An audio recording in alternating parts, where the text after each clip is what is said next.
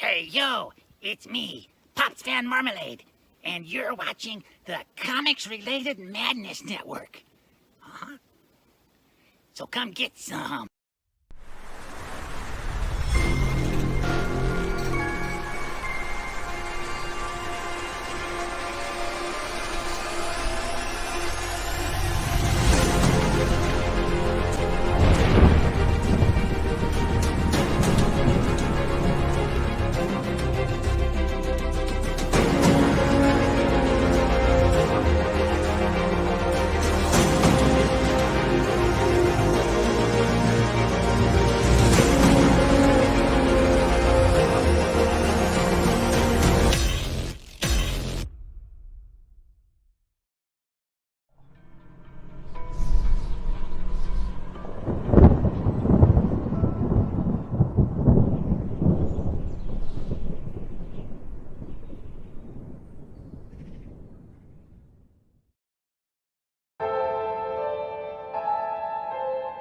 Fairview's coffee has mysteriously gone missing. Mayhem ensues when strange, coffee-craving zombies plague the city.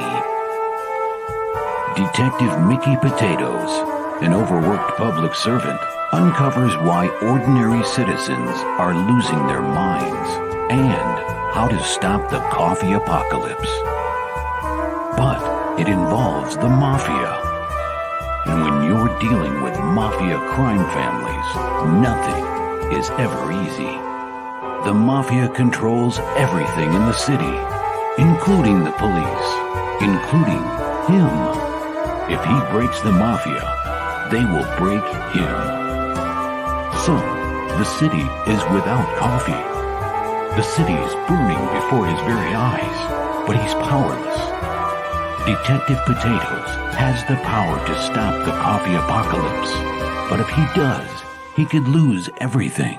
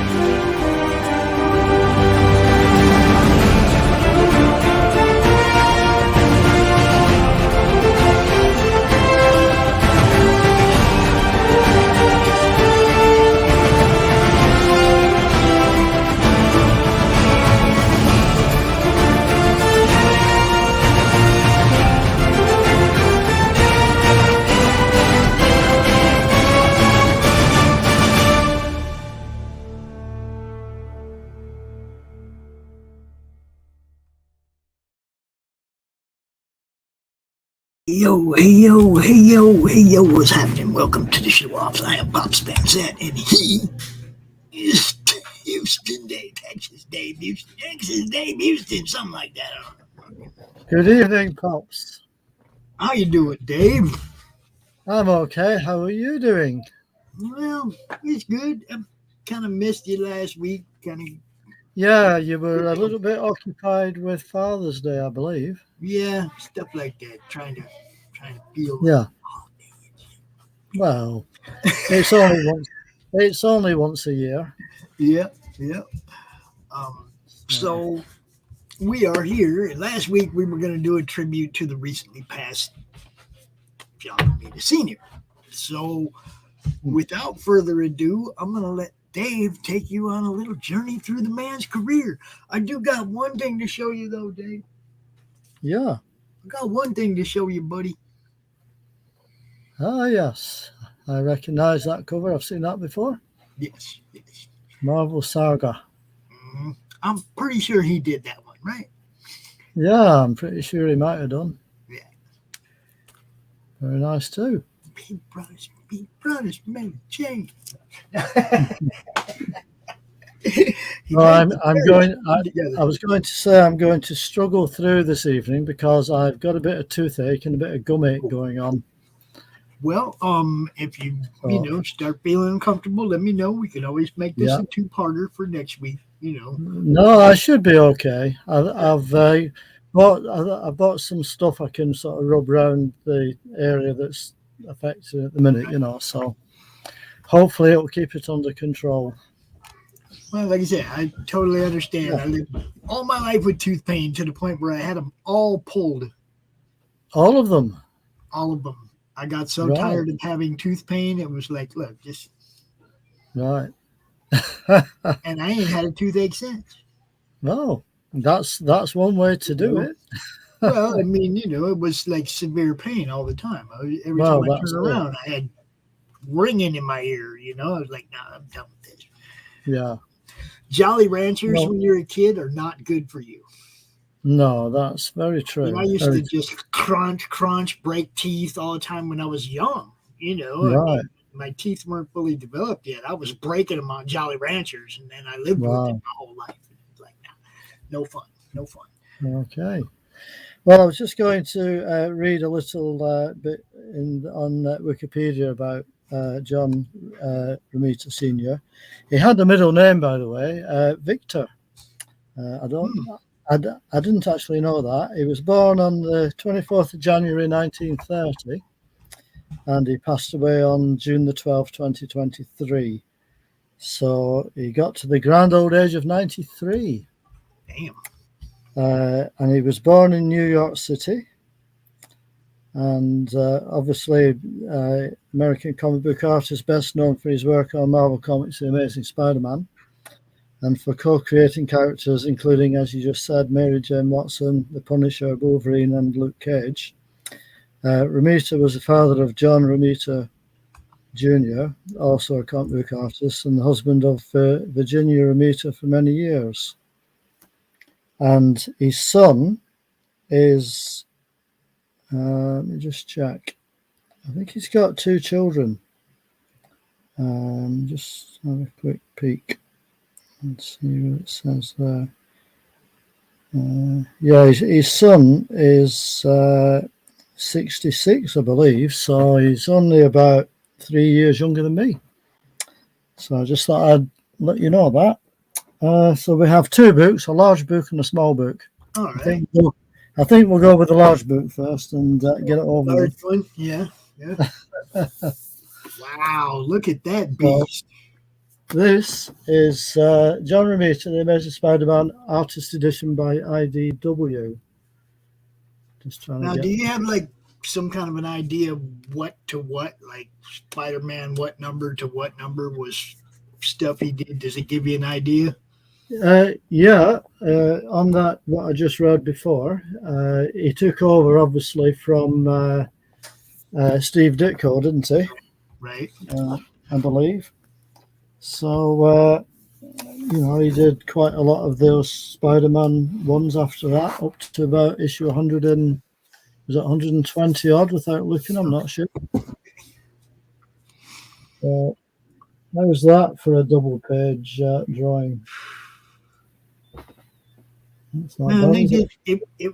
Everything just kind of jumped out of the page at you back in the day. Yeah, absolutely. I mean, that just sort of like you can actually feel the glass shattering, can't you, with that drawing there, I would say. Just about. And I'll just get the back cover for you. That's the back cover drawing. So this is a mighty big book, as you can see. Yeah. What year would they come out? I mean, if I compare it to a comic book, I'll just hold a normal sized comic book in the corner just to give you a comparison. Yeah, it's pretty big. What year did they publish that? This book was published in, if you bear with me a second, should be able to tell you in a minute. Let's see. No, where is it? Should be in here somewhere, I'm sure. You know how they hide all these dates, Pops? Yeah, I know. Even in big books like this, 2011.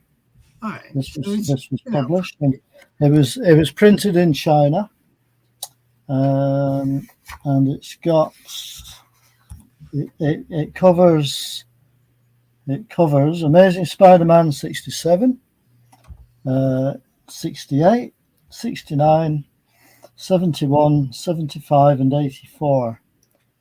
And there's a bit of a little write-up here. I'll just read this to you if you like. When John Romita's original art was returned to him by Marvel Comics, like many of his peers, sold them to dealers and collectors. Most of these pages have long since been scattered to the winds, with little hope of their ever being reassembled again in one place. Until Mike Berkeley began collecting Amazing Spider-Man art, that is. He started buying John Romita Spider-Man original pages in the late 1980s and has been going strong ever since. Over the past 2 decades, Berkey has become the foremost collector and expert on Amazing Spider-Man art, particularly that of John Romita. If it were not for the dedication and dogged determination of Mike Berkey, this book would not have been possible. John Romita, The Amazing Spider-Man Artist Edition, is the 4th volume in an ongoing series, one dedicated to showcasing outstanding artists in a format as special as their work deserves. So, without any further ado, this is the next couple of pages. So, Amazing Spider-Man 67, that's the splash page. So, it's got all the notes and the margins, as you can see. In the top there, August schedule, Spider-Man 67. It also credits him as Johnny Romita. Yeah, that's right. Johnny. Hey, Johnny. Yeah, there you go. Jim Mooney, yeah. Artie Semick, sweet. And he's even signed it at the bottom there.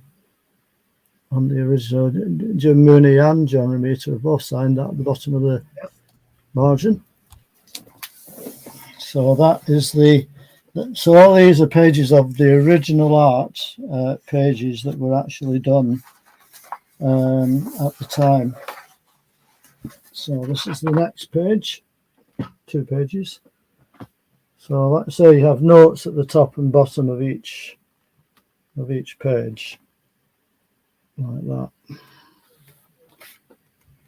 But it gives you a really good idea of the layout of the pages as well, you know. And like I say, this is a really big book, so you get to see all the artwork in gigantic size detail, for want of a better word. As you can see that. I'm getting a workout with this one, I can tell you. There we go. I was going to say, you ain't got to go through every page, bro. No, I'm just showing every page of this first issue, and then I'm just going to show like the splash pages to the other ones, to be fair. But, you know, the artwork is fantastic, isn't it? You know, you look at that. Yeah. Just zoom in a bit for you there. That's what comics are supposed to look like, yo. You know, I mean that page there, this page on my is it my left, your left? I'm not sure. It's hang on, which finger is it? It's not. Yeah, this one. I mean that's a fantastic layout for a page. It's all just good, man. Well, it is. It is. You know, I mean, I must admit, he's always been one of my most favorite artists, and I have quite a few. Well, you know, you get caught up in all the indie stuff, the modern stuff, and some of it's just amazing, right? Absolutely. But when you go back and you look at the roots of our comic books, man, these guys were killing it too. Absolutely. You know, they really were, man. Absolutely. You know, I mean, these artists from the like 50s and 60s, they were like the pioneers, weren't they? Yeah, they definitely gave us the medium. They definitely gave us something to look at and something for like aspiring artists to strive for. And yeah, just look at all the content, all the material that's come after the guy who created each of these characters. The people who've come in afterwards and carried it on. Now, maybe some of it today isn't what we want, but some of those guys did really good taking over for the previous guy. Well, that's it. You know, I mean, he took over for Ditko and he did really well. Yeah. You know, I mean, I know in the early days he was kind of like sort of trying to follow in Ditko's style. And then he kind of like, after a few issues, he started doing his own style. You know, just show you the credits there for that one. There you go. Yeah, they were a good team. Him and Mooney, they were a good team. Yeah, I mean, you know, you could spend hours just like looking at each panel. You know what I mean? Because there's that much detail in the backgrounds and, you know, the side bits and everything else. You know, there's so much detail that you could be spending quite a long time and just sort of flicking through these pages to makes me want to go read all them old comics again. See, that's the other thing about this, doing this show with you, is like I'm going back and read some comics since we started doing this and going through some of these boxes that's it. You know, it's like, wow, we got a lot of cool shit to look at. I mean, I must admit, I grew up with the 1960s and 70s stuff myself, Pops, you know, so that's probably my favorite era, the 60s and 70s. For me, it's the same way, man. The late 70s, all, you know, the Avengers, Defenders, the stuff that I was into was all popping then. Yeah. That's when it was hot, you know. Just show you that panel. Wait, hold your fire, you trigger-happy fools. Hold your fire. Come on now, if you're an underling for the Kingpin, that's it. You got a chance to dust Spider-Man and become his teacher's pet. You're gonna take your shot at Spider-Man. That's all there is to it, you know. Issue 69, that this one is from. Yeah. How long do you think you can keep dodging me? That's it.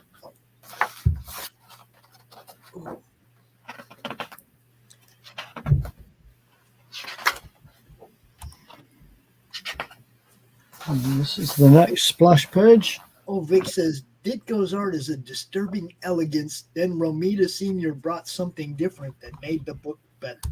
Yeah, I would agree with that. I would agree with that. There's your credits again down there. Jazzy Johnny Romita. Jim Madman Mooney. Indeed so. Lettered by Sam Rosen as well.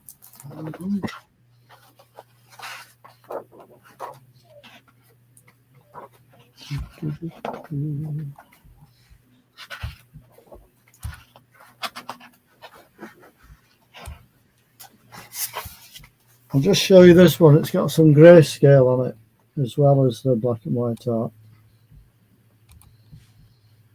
That page.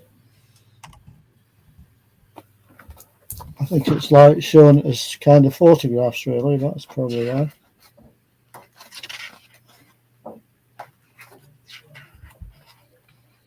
But I mean, when you get like 2 pages like that, you know, like 4 panels a page, that's pretty cool as well.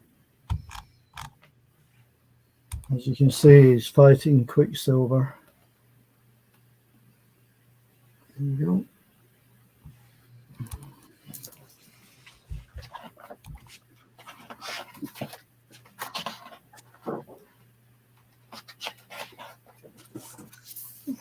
This is our next splash page.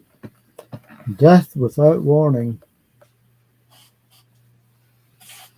There we go.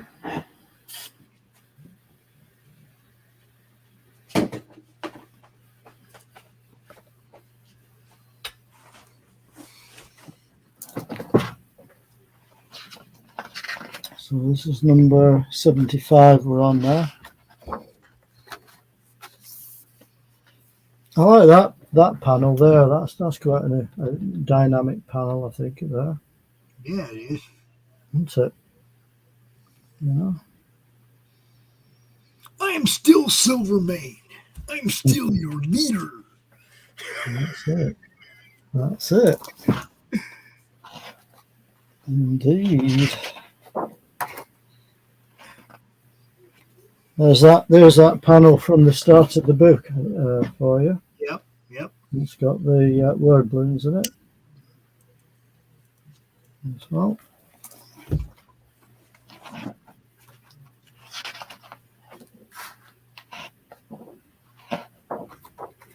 It's nice, thick quality paper. This as well, Pops. You know, it's not like thin. It's not like thin paper. It's pretty good quality.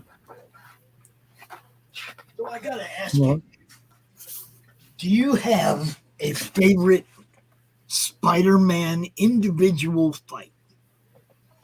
You mean an individual issue or an individual story? No, just a fight. What's your favorite fight that Spider-Man ever got into? Oh, blooming heck. Now you're asking me. I can't really say which one would be my favorite because I think they were all, you know, they were all good in their own way, weren't they? You know, the villains were all different, and because I have one. There was that time when he duked it out with Firelord. Oh, right, okay. And he was pounding old Firelord right into the pavement. Oh, yeah, I think I remember reading that one. And the Avengers seen it on TV, right? They're at Avengers Mansion, and they see the news on TV. Spider-Man and Firelord are duking it out downtown, blah, blah, blah, right? We better go help Spider-Man. Mm. And they get there, and Spider-Man's on top of Firelord. Firelord's laid out in the street. Spider-Man just wailing on him. Badoo, badoo, badoo, badoo. Oh, maybe we should help Firelord. No, that's it. This page, by the way, is when they used to have just half a story on each page, and they had adverts at the bottom part. Right. So that's why it says what it says, insert stamp or something. The marble stamp ad would go below a half page. It was some kind of Marvel advert, I think, Pops, from what I remember. Because they did that with quite a few stories, you know, different titles. They had half a page on each side and just adverts underneath. So kind of split it. So at the back we've got 1 or 2 original covers.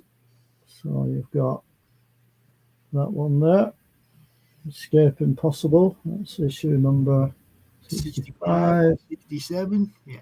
Yeah, Mysterio. that one. I did not like the Spider-Man versus Superman because everybody knew going in that Spider-Man would. Okay, look, Superman's going to kick him around a little while, and then he's going to be like, "Okay, Supes, I'll do whatever you say." We all knew that was going to happen. It didn't matter who wrote it. That's just the way that story would play out. Well, that's it. Everybody knew Spider-Man wasn't going to kick Superman's ass. Come on. Yeah, I think it was pretty obvious, that one, wasn't it? Yeah. Now, I think there was a Batman Daredevil one that was pretty good. There's a Cap and Ghost Rider crossover that's pretty good. It's just because of the contrast of the characters that makes the stories good. Well, that's it. I would agree with you there. And that's just like a little bio on. Little bio on our dude, Johnny.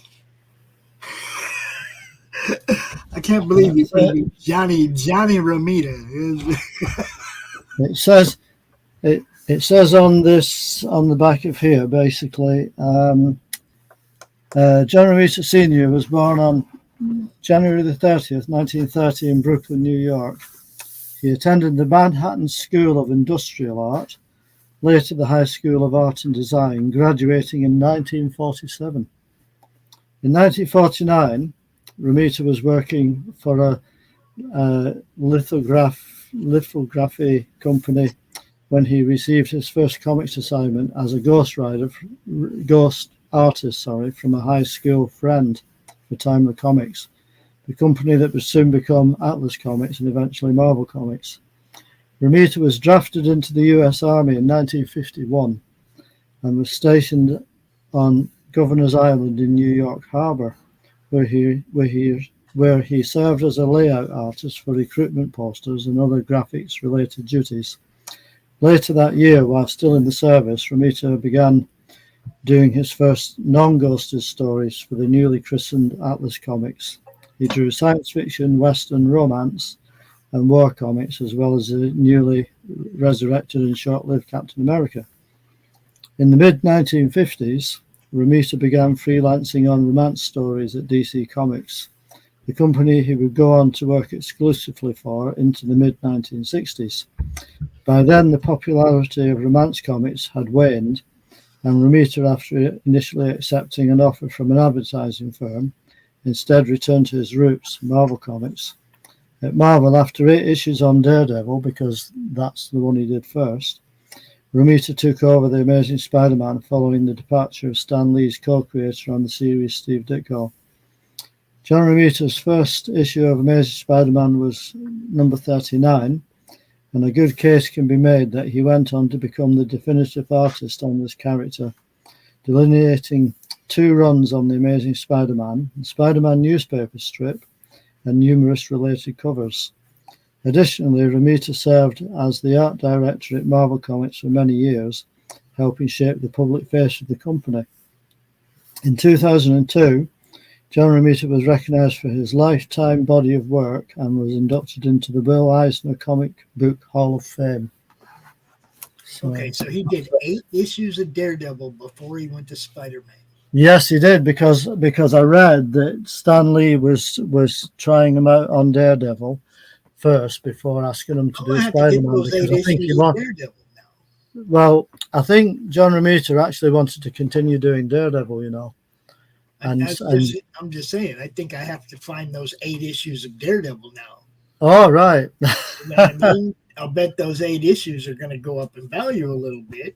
Well, if you hang on a second, I'll just get my Daredevil omnibus down. Okay. Just move it up here. Now look at that. Look at that. All them books up there, you guys. Dave has got it all. He's got it all. I can just about reach that up there. This is my omnibus. Daredevil omnibus. Look at that. That's the wow. That's what it covers. So that's like almost 50 issues. It covers up to issue number 1 to 41, annual 1, and Fantastic 473. Huh. So that's quite a few. It is. So, in fact, I can tell you roughly how many pages are in here. Over 1,000 pages. Over 1,000 pages. I'm just looking up to find the first John Romita one. Now, I gotta ask, are those pages like, does it have all the advertisements and everything too, or is it without? It has the Like it has the, yeah, it just has the covers and the letters pages. It doesn't have the interior ads, unfortunately. But it does have the letters pages, which is quite nice. Where is it? Daredevil number 12 was his first issue. Thank you. I think I said that. I'm just looking it up now. It's number 10. Yeah, we're getting there. Where is it? Yeah. We're getting there now. Number 12. Ah, here we go. Number 12. Right. I'm just going to take the dust jacket off for Pops, because I don't want to crease it or damage it. There we go. That's better. Right. I would have to go and close the book, wouldn't I?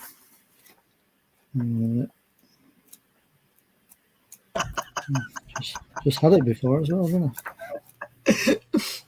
Bookmarks, my friend. That's why I always have one handy. They are handy to have. Can't deny that. There we go. Right. So number 12.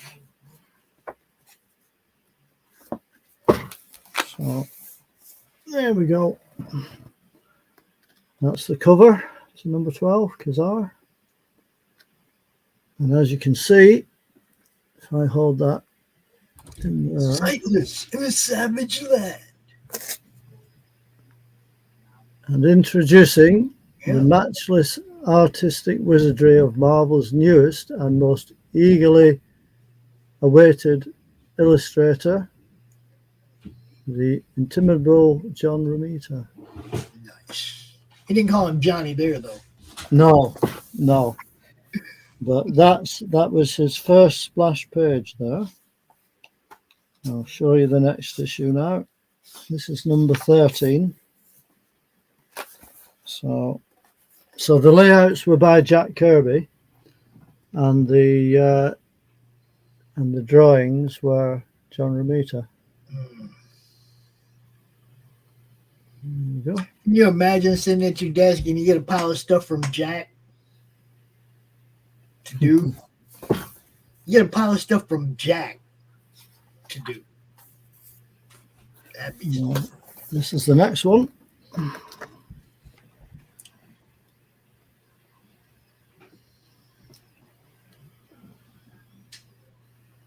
There you go. And yeah, we don't know any of these villains because Daredevil's villains were, for the most part, regular people until Yeah, that's it. he didn't run into the Kingpin or any of that people until a little bit farther into his crime-fighting career.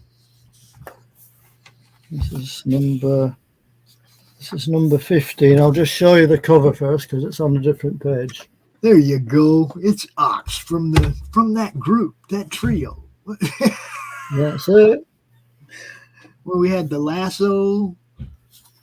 Yeah, they were called the Enforcers, weren't they? Yeah, the Enforcers. That's who they were. Spider-Man dealt with them too. Yeah. That's it. So, like I said, I think John Romita was planning to be on this book for longer than he ended up being on it. And this is the one which, when Stan Lee saw how he drew Spider-Man, I think that made his decision to put him on the Spider-Man book. Right. Because this was like a crossover. Well, not a crossover, it's a guest star, wasn't it? Yeah, they ran into each other on the street. Yeah, that was your splash page. New York's a big city, but look, neither one of them are going to be that high above buildings. I'm just saying. That's it. Neither one of them fly, but they're way up in the air. And this was the next one. This is number 17. This is cover again for you. None are so blind.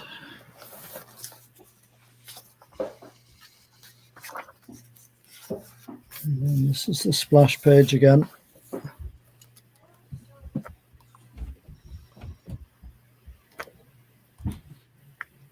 There we go. It didn't work. I tried something, it didn't work. All right. Dang. Somebody's throwing stuff down the stairs. Sounds like it. This is the next issue. The Gladiator. Indeed. How many people in Marvel have been called the Gladiator? A bit closer for you for that one. So I see Doctor Strange and Thor and Cap. Yeah, he's in a costume shop. He's in a costume shop at the minute. Let's see what this one is. This is number 19. That's the cover. Okay, so the Master Marauder. I can't read the other one. What's that say? The Gladiator and the Master Marauder. Yeah. The Master Marauder. It's your splash page again.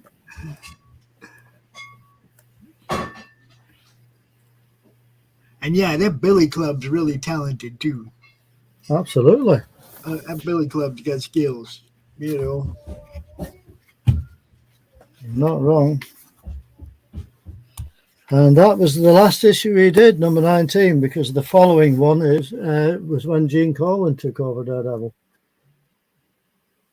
Issue 20. Nice. Now, I noticed you're wearing a Star Wars shirt today, Dave. I am. I know. Hey, Dave. Strange. Hey, Dave, so am I. Ah. Very nice. Very nice. Now, at the back of this book, there is one or two extra features. So it's just basically some bits of artwork. Now, see, some of that looks better than what was in the book. Well, yeah. Better than what was on the cover. Look, it's by Jack. Wonder why. Yeah. Uh-huh. There you go. Gene Colan, Jack Kirby. Yeah. Mm-hmm. Good stuff. Go back another page. There you go. Now that right there, I was never a fan of the yellow costume. No, I wasn't. Never liked it. No, I do prefer the red costume, to be honest. Vic, you got a tornado warning down there in Indiana? Oh no, tornado. Oh. Duck, Junior. These are just like covers where they've been reprinted stories. Right. Marvel's. I see the case art. Daredevil and the X-Men. I think I used to have that. Yeah. Marvel Adventures. Yeah, these are all just different, covers where they've been reprinting various stories, basically. As you can see. Good stuff. Another page of original art coming up.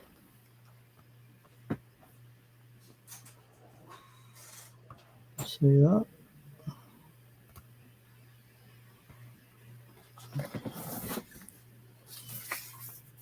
So yeah, it's quite a good book. This, you know, it's got plenty. It's even got, you know, some side views, back views, front views. Daredevil and Matt Murdock by Wally Wood. Vic says triple action books should be done in the Indies nowadays. And you do get one or two adverts, by the way, at the back, just to give you an idea. Nice. See, that's one of the things, the nostalgia of reading the old comics is being reminded That's it. of that time frame. And some of that stuff is like, some of it's timeless. Well, 1963, 1965 House Ads, 1963. In fact, it says here, this May 1964 cover-dated house ad promoting Daredevil #1 and Marvel Fumetti magazine You Don't Say #3 was pulled from press after President Kennedy's November the 11th, 1963 assassination. Yeah, I was like 2 months old when that happened. That's that one. 2.5 months old when Kennedy got shot. I'm just a little itty bitty guy. Well, that is, I'll just put this back and then I'll just finish off with one more book in a moment for you. And this one's not as big and heavy as the last two. I thought I'd save the lightest. I thought I'd save the lightest one for last, Pops. Yeah, we don't want to tire you out, bro. You know. No, I don't want to have too much of a workout. So this is my last book, The Romita Legacy. There you go. Introduction by Alex Ross as well. Beautiful. That's the back cover. Yeah, that don't surprise me, Vic. My son's twice your age. Oh dear. I'm not talking about ages anymore. I do. I get to talk about it for a couple more months. And I think once I hit 60, I'm going to quit talking about it. Well, I'm definitely going to quit talking when I hit 70 next year. That's all I'm going to say. Punisher. Look, hold up. Well, This is your classic. Was that the Secret Defenders lineup right there? Punisher, Ghost Rider, Black Bolt. Who all was in that? Punisher, Ghost Rider, Wolverine, Conan. There's a few like just off the wall characters that they put all together. Yeah, it's a collage. It was like all the characters that they couldn't cancel. The ones that are all super violent, like Punisher and Wolverine and stuff, and it's like you can't really water them down. So let's just put them all in a book together.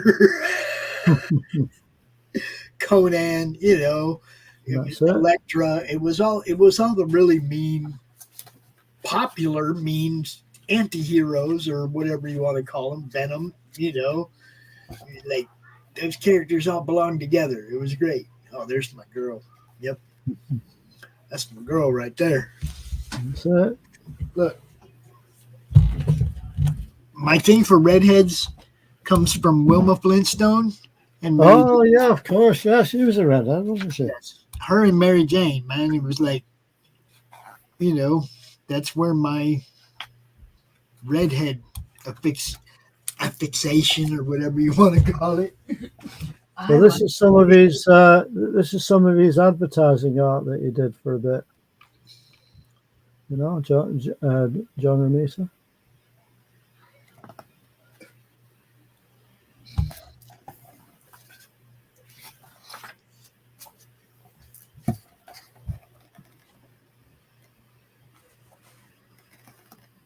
There you go. I don't know what that other one's supposed to be, but I'm not sure myself, actually. What does it say? somebody watching a baseball game between their legs. It just says a leg up. Yeah. which I guess it is. Look, it's the Slave Leia costume.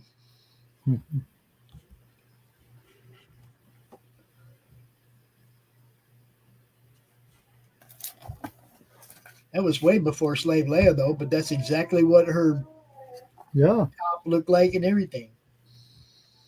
Well, maybe it wasn't way before. Probably that was probably Slave Leia. Cap. Yeah. The man behind the mask.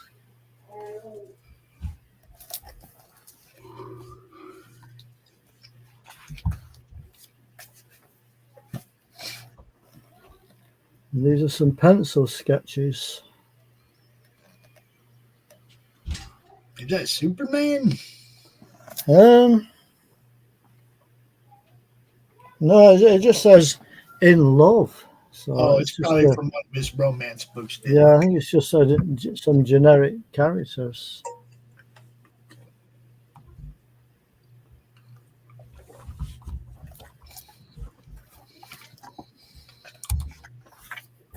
You've got some more Captain America here. New colours. Falcon. America.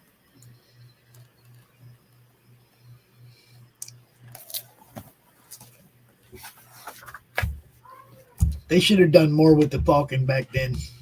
Yeah, they should. He would have been a much bigger character in the Marvel universe. They would have just made him just a little bit better than he was. That's true. There you go. The love story. My love. Yeah, he did quite a few of those as well, didn't he? Yeah, he did. As you can see. There's the DC.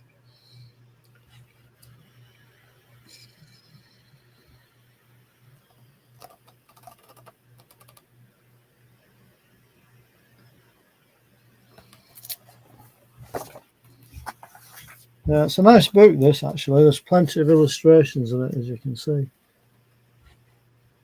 Oh, now see, I like that Marvel. I don't know if I have that Marvel Age cover or not. Yeah, that's number 111, Pops. The one with all the ladies? Yeah. The ladies in Peter's life? In this issue, John Romita speaks.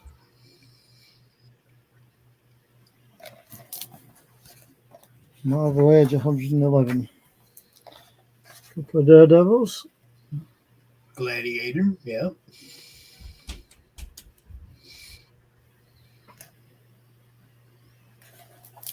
Is that Puck? Sorry? Is that Puck? No, that was was that the gorilla from the organizer? Okay. I think it's some robot gorilla costume, I think. Yeah, it did look like a little dude. I thought maybe it was Puck. No. You got Spider-Man, of course. Rhino Lizard. There you go.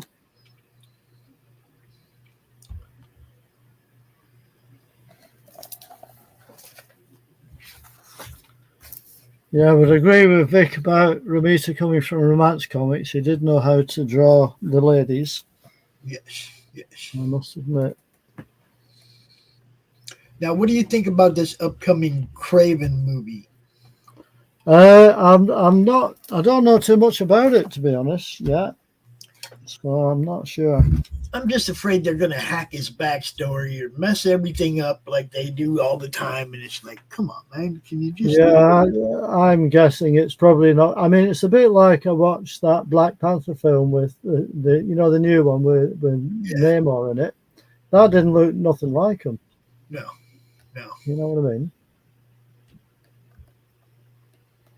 You know, they shouldn't mess with what they should be.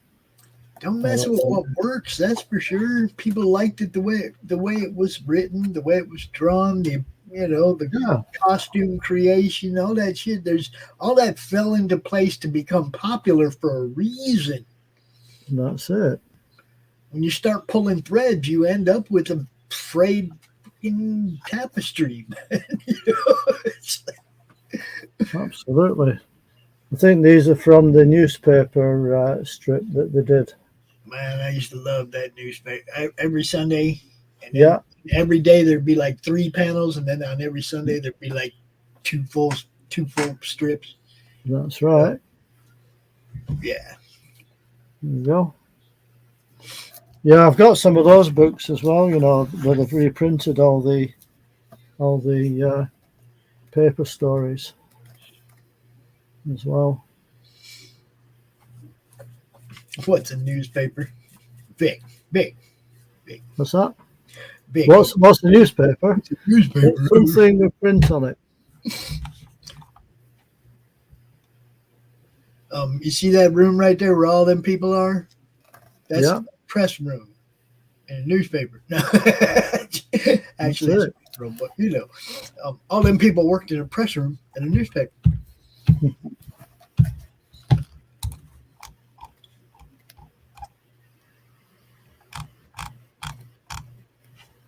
Now hold on. What do we got here? Got a little lingerie party for Spidey and Mary Jane. Looks like it. Merry Christmas, she said. Mm-hmm.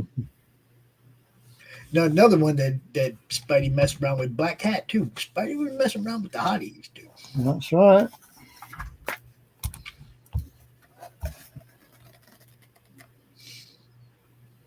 Now that right there, Avengers, that's part of the Avengers Defenders crossover. That was the first comics I got into. That's right. That's like 117. Yeah. Defenders 10 is the end of that story. And that's the one with Hulk and Thor duking it out on the cover. And that's the first comic I ever bought. Mm-hmm. Then I had to go search through all the spinner racks in 3 neighborhoods to find those Avengers books and the previous Defenders books, because we didn't have comic book stores and back issues and all that shit like you guys got now. That's it. It was a lot tougher trying to find them, wasn't it? Oh man, if they were from 2 months ago, they're buried in the back of a spinner rack slot somewhere, and you got to dig to find them. You know what I mean? It's like they got buried. That's very true. It was a bit like that over here, as well, because they did have some spinner racks over here back in the 70s, Yeah, but that was the only place. I mean, you might see them at a 7-Eleven, comics at a 7-Eleven in the 70s, or, like a small convenience store, but usually it was the spinner racks at the drugstores and the supermarkets, and there'd be a spinner rack at the end of every cashier thing. We had them in news agents over here. They got that too, but I mean, basically, you're standing in line. Well, they catch the kids standing in line too with mom with some comic books, right? And that's, Mom, can I get this comic? That's how it started with me. That's it. Then, like I said, it was probably a month of digging around in spinner racks before I had the whole storyline from both titles. I think that was the first continuous crossover. Well, believe you me, Pops, back in the 70s, I was lucky to find any American comics because there were few and far between. Yeah, I got those. Man Without Fear, I got those. Yeah. Now, see, that's Junior, though, right? That's Josh. Yeah. I think it covers some of his son's work as well, you say. Punisher Warzone. Good stuff. Mm-hmm. Good stuff.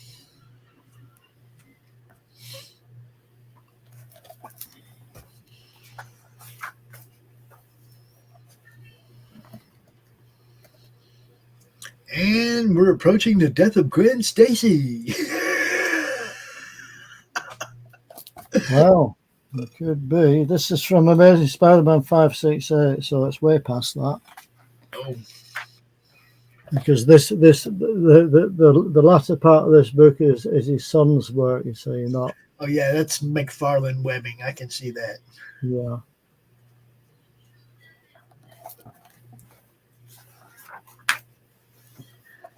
Still some nice artwork though. Oh yeah. Oh yeah.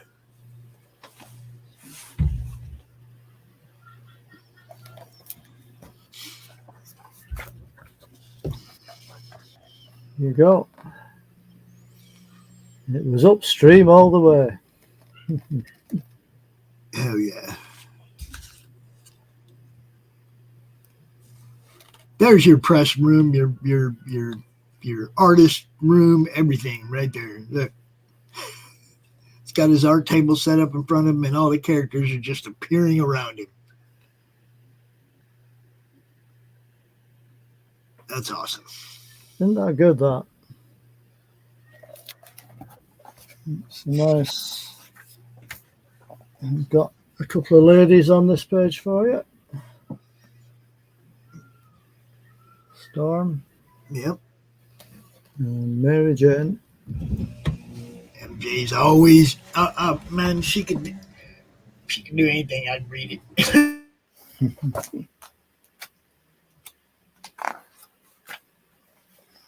Got the Kingpin.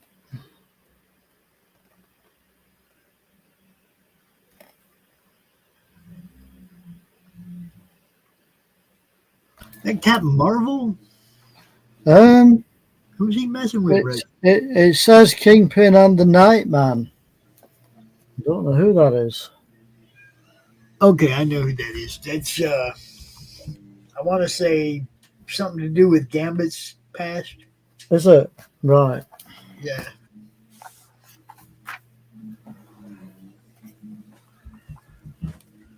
Oh yeah, the old war stuff. Yeah. Speed Carter, Spaceman. Guerrilla warfare. Shark Brody. Is that like Sheriff Brody and Josh? Could be. Could be. Crime does not pay. All true crime stories. That's it.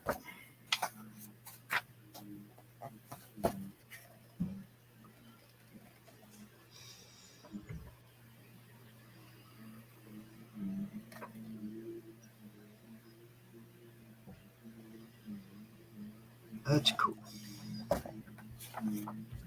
Yeah, it's a nice boot. You get plenty of variety in it. Yeah.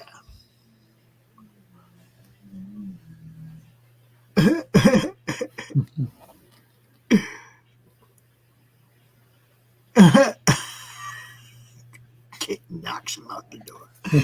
Let's see Matt get the fuck out of here.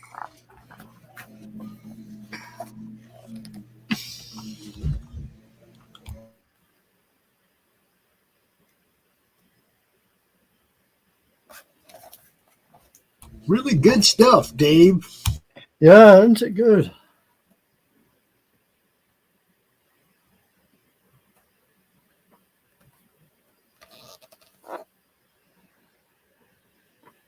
Flash Gordon. Flash.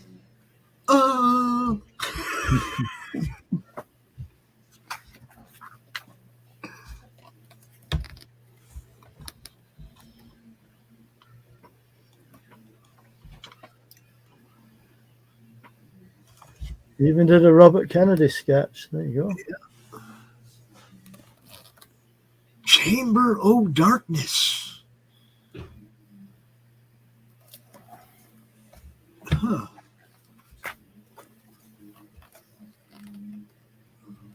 Peanuts.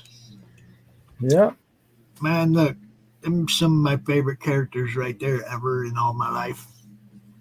Snoopy, to this day, is still one of my favorite all-time cartoon creations, without a doubt. I did not know that Spider-Man and Snoopy got in a comic together. Neither did I. Neither did I.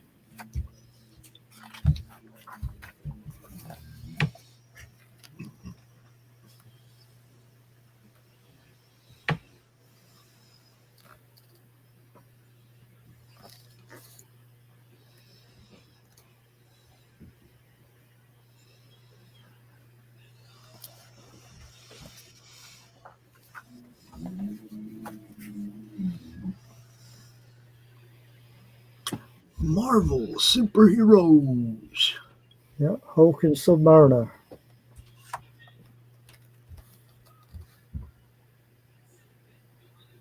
Now that Marvel Heroes, is that a reprint from a team up? Yes, it was a reprint of the Tales to Astonish, I think. Oh, okay.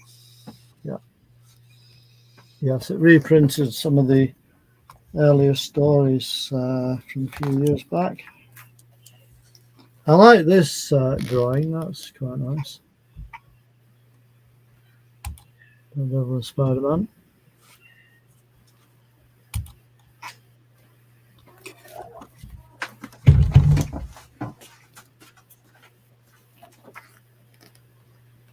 Go back to that. What's that? Go back to that last one. This one? Yes. Do you like how they make it look like Daredevil's feet stick to it too? You know Spider-Man stuck to that thing, right? Yeah. Daredevil's holding on to the top of it. He doesn't have sticky feet. Yeah. So he should just be hanging there. It looks like he is, yeah. It looks like he got sticky feet. He don't got sticky feet. He hasn't. I wonder how he's managed that. Answers on a postcard. Mystic.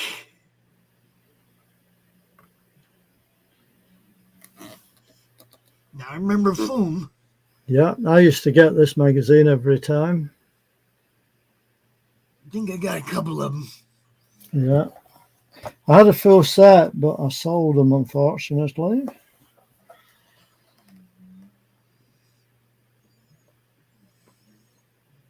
I wish I kept them now, to be honest. Yeah. I don't know who that is. That is, it just says character design. That's all it says. Yeah, because I never seen that before. No. More love stories. Yeah.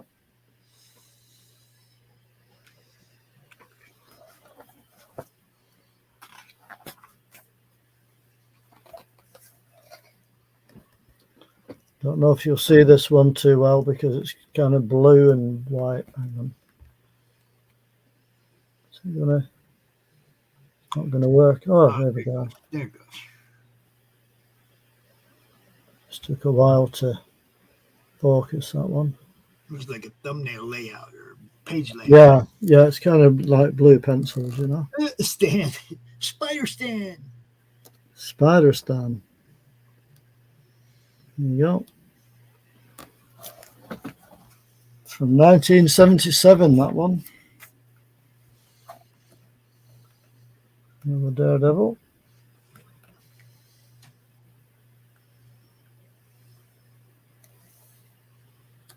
And there's your classic one. That's your Goblin. Spider-Man. Yep.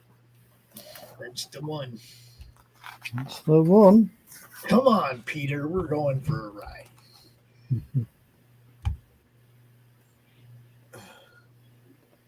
Man Mountain Marco. Cool.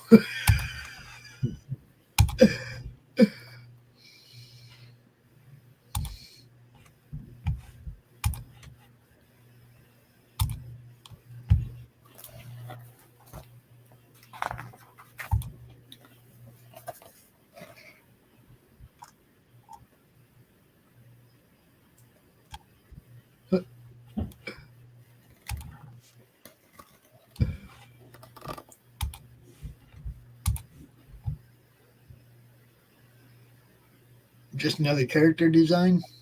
That was Colonel John Jameson. Ah. You know, the spacesuit. Okay. Yeah. Let's see who that was. He's the guy with two pasts. Yeah. He has a comic book past and then he has an MCU past. Mm-hmm. And that's the problem with not following the source material. Indeed.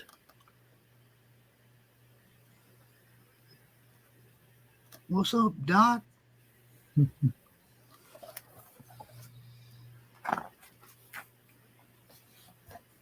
black and white panel.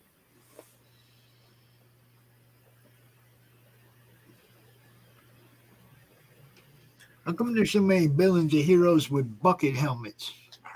Yeah, there's a few, isn't there? Here you go, Pops. This is the one you were on about earlier. There you go. There you go. You killed her. I'm going to kill you now. Or something. Not like that.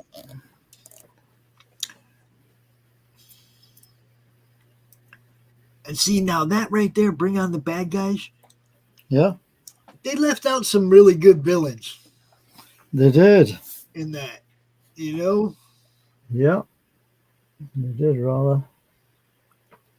And there you got the beginnings of the Sinister Six. You knew as soon as two of them teamed up, the rest of them were all going to go, hey, that's a good idea. Got some more of the newspaper strip here for you.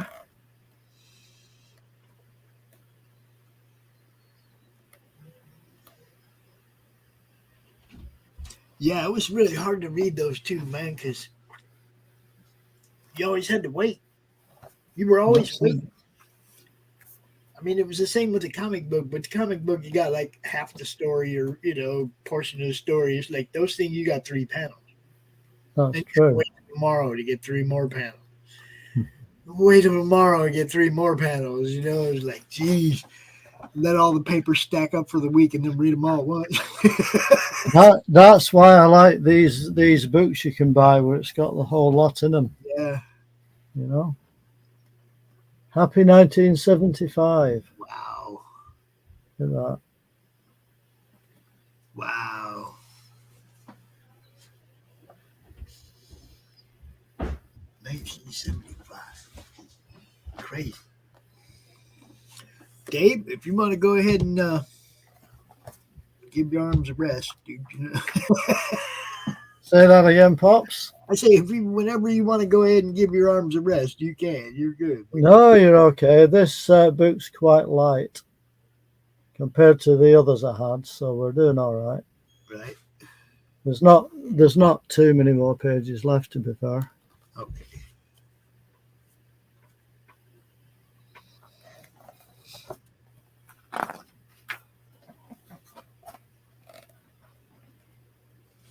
And I'm sure people will have enjoyed seeing all the various styles of artwork, like his, Johnny Mitchell. Is that the 9/11 tribute? Maybe. Yeah, it is. Yeah. It is that.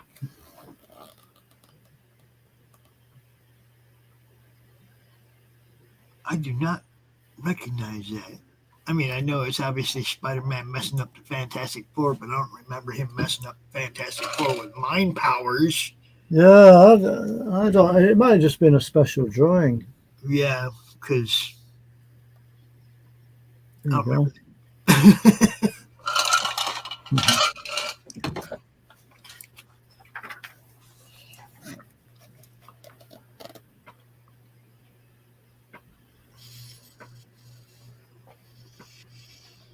That's one of them collages. I got the Shocker and Kingpin and Luke Cage and all kind of people there. Yeah. There is indeed. Punisher, Balkan. Yeah, a bunch of people on that. Look, he drew Dave when he was young. Look at that. He was handsome, Dave. He was handsome. Ouch. That looks like a good punch right there. You saw that? Bow.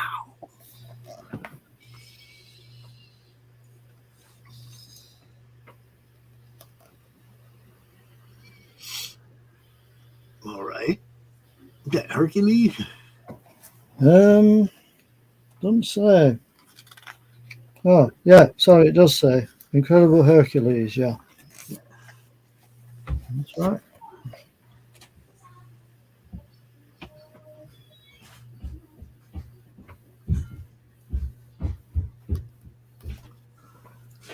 Daredevil. There you go. And that came to life on the screen, actually, in the Netflix series.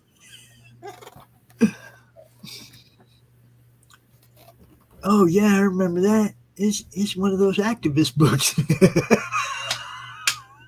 Indeed so. Conan. And Belit.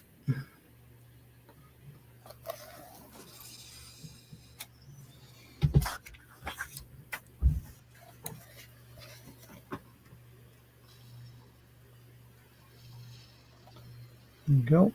Kersploosh. Yeah, how's that for a sound effect? Yeah, that's Kersploosh. All right. Look, it's Tony and Nick.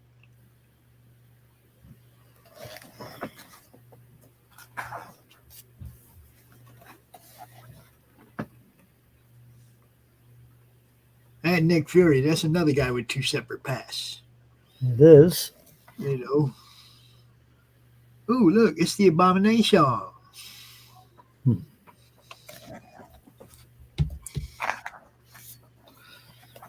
A little bit of Iron Man now. Yep, I said Tony. Iconic cover right there. Yep. Demon in a bottle.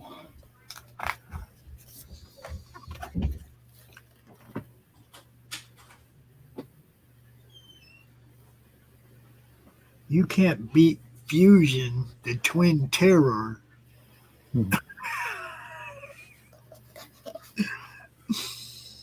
You can't beat Fusion, man. There's even a film poster in this book. The Crimson Pirate in Technicolor. Burt Lancaster. Wow.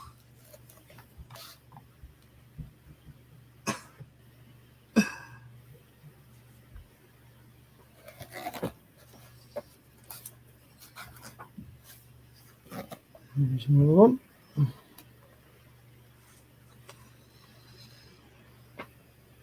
Is that her? Who is that? That is, it's Tarantula. Tarantula. That's it. Tarantula, is it? Yeah, I think it is. Any donations?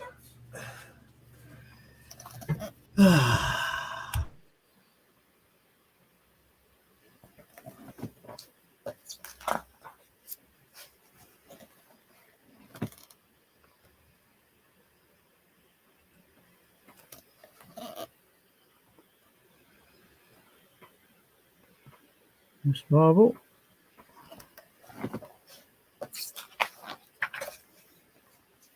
Some X-Men now.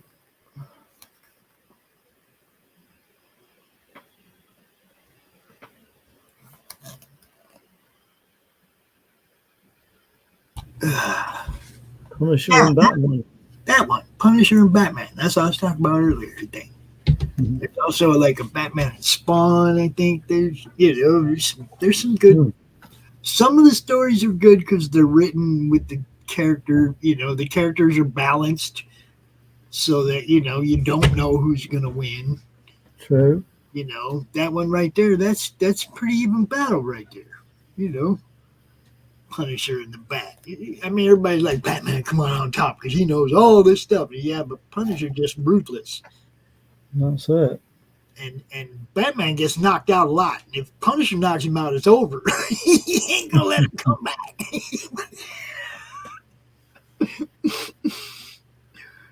Punisher ain't known for taking prisoners. You know what I'm saying? I do indeed. Yeah, I love that cover too. All four of those covers on that little mini were good covers.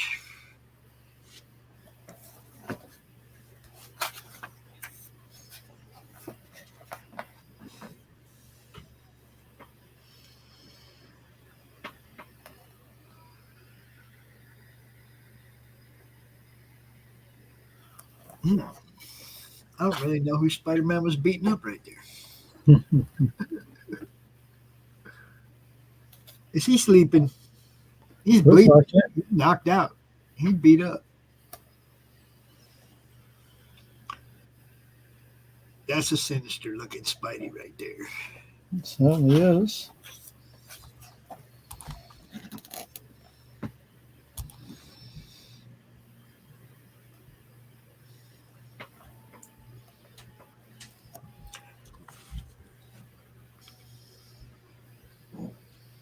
That Cable? I think so. Yeah, I think it is. It certainly looks like Cable. Oh, I've still got the receipt for when I bought the book. nice. £22.99 back in 2010. Bought it 13 years ago. It's the first time I looked at it. No, I have looked at this book before, Pops, believe it or Okay, not. okay. But I've never read it. I've just looked at the pictures. Right. I've still got to read it yet. I'm sure I'll get round to it one day.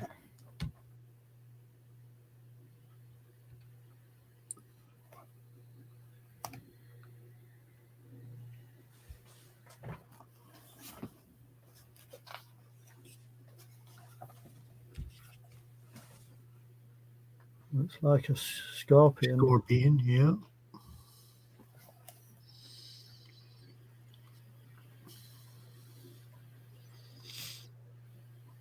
I don't know if I care for that look of that style on that one. The X-Men one.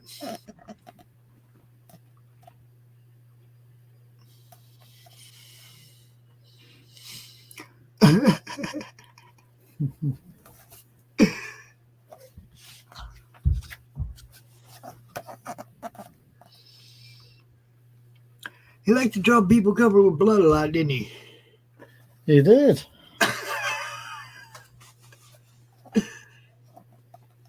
You got the Black Panther there. Yep.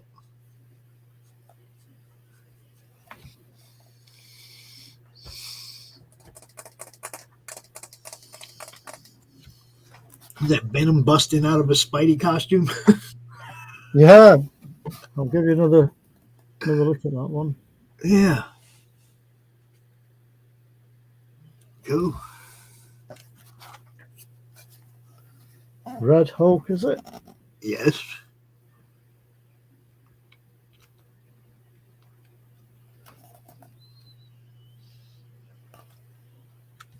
Yeah, I don't know who. I can't remember who it is. Whoever's supposed to play Ross in one of these upcoming series.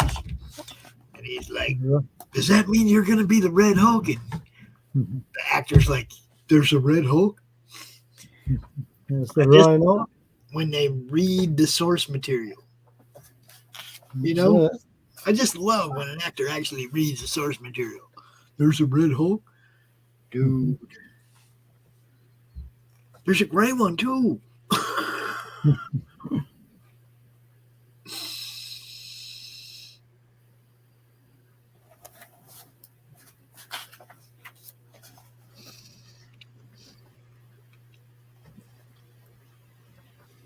That Herc again?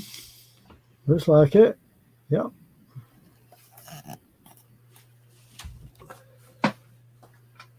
He looks angry. He does.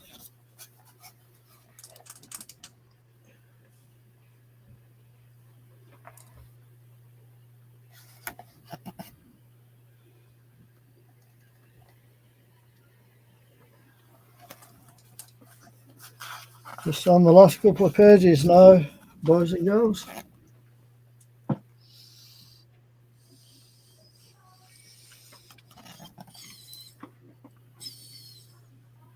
Good stuff.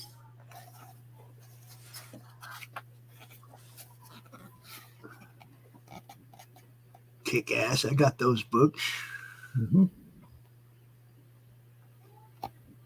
Gray area.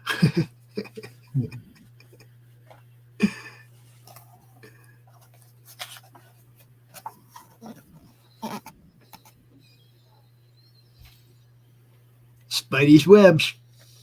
That's it.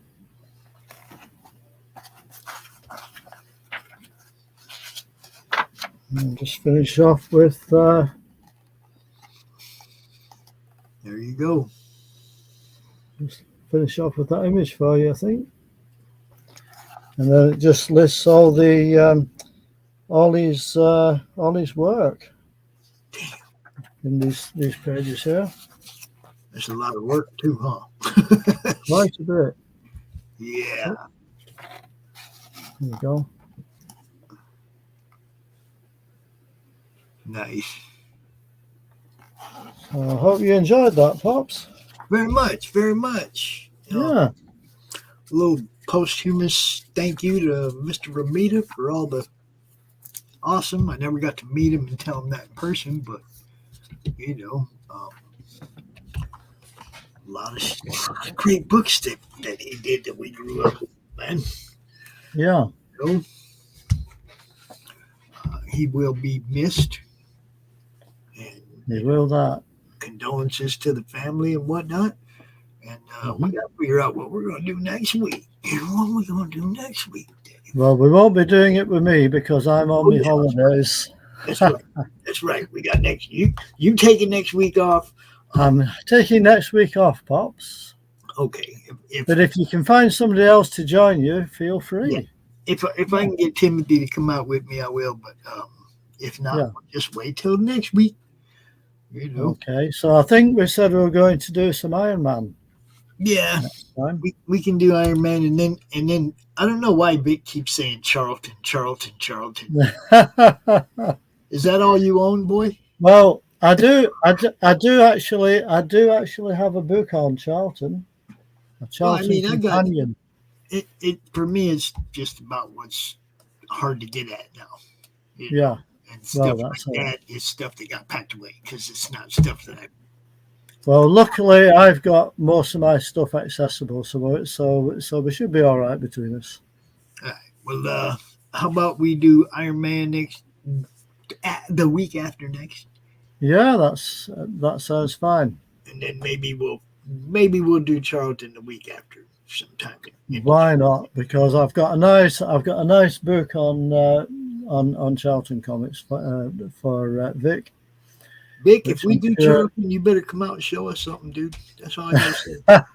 That's all I got to say about it. That's it. As always, it's good to see you, Dave. Thanks, Pops. Next week we'll be celebrating having whooped you guys' ass, but hey, happy 4th of July, but I had to say it. It's all right. I gave Rich the same crap, and he ain't even from there. I told him we're gonna send you some fireworks you can blow off and piss all them dangerous people off next week. Yeah, you'll be celebrating the 4th of July over there, won't you? Yeah. So you have a great week, great weekend. Next weekend, have fun doing your thing. I will. And I will. For everybody else, you got Silverline tonight, 8:00. We got Monday Madness tomorrow. The usual stuff, man. Stay tuned for everything we got going on. We try not to disappoint you. Anyway, I hope everybody enjoyed today's episode. Yeah, definitely. I think Laurie's over there in some kind of a chat group thing on Twitter right now talking about networking in indie comics. So if you want to jump over there and check out Path of the Pale Rider on Twitter, you can get involved in that conversation. Y'all have a great day. I'm going to play some commercials. I'm going to get out of here. Okay, take care, everybody. See you next time. Peace. Bye. What is Path of the Pale Rider anyway? Is it a comic book?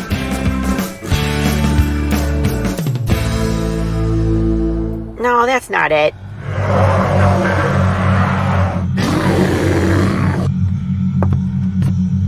Is it this? What the heck is Path of the Pale Rider, man? There's no way this is right.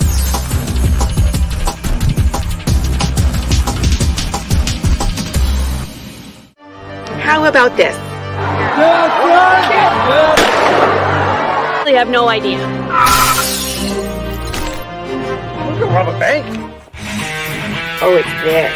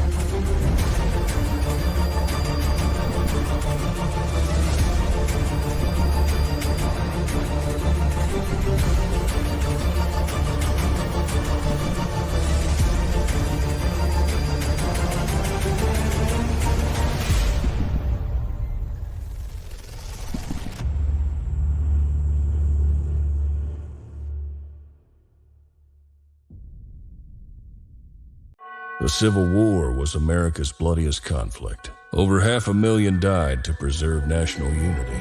When the war ended, Confederates like Harley Brogdon headed west, shooting game for the Army and gambling. When a card game turns deadly, Harley shoots in self-defense, killing the card sharp who threw down first. Wilfred Knorr, the card sharp's wealthy father, will stop at nothing to see Harley hang.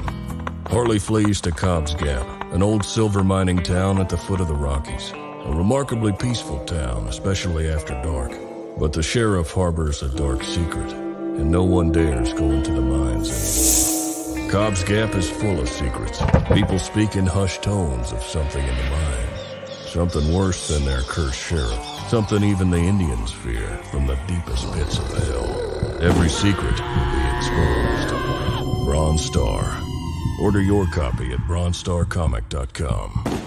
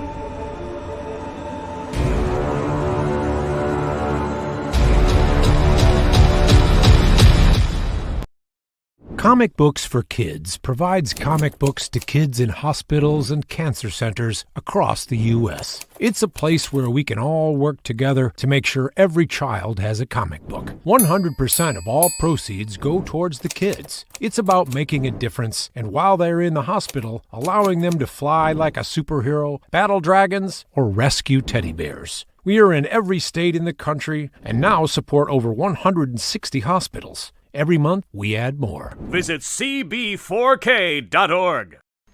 How do you end this thing? How do you put the... where's the brakes on this bus? I forgot Jazz how to drive. hands.